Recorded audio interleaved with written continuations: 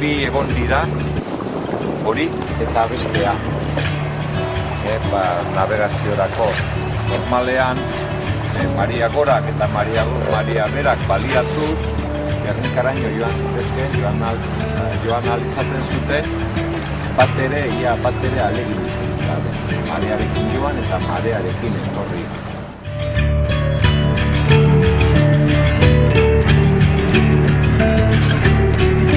Ura iragazita, filtratuta area eramaten zen. Horregatik etxe askotan, paretetan, normetan irudiak agertzen dira.